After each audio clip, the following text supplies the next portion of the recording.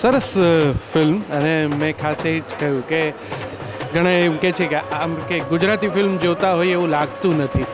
મારી અપેક્ષા એવી છે કે આવી જ ગુજરાતી ફિલ્મો જોઈએ એવું થાય તો વધારે સારું.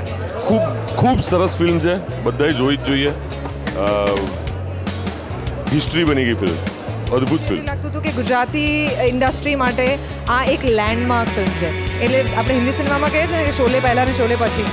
આઈ think that is what this movie is going to become. બસ મેં તો પહેલી વખત એક ગુજરાતી ફિલ્મ જોયું અને it was real interesting. Like ફ્રેન્ડ્સી લેંગ્વેજમાં બોલતા હોય એવું જ હતું અને આમ મસ્ત હતું. સોંગ્સ પણ મસ્ત હતા.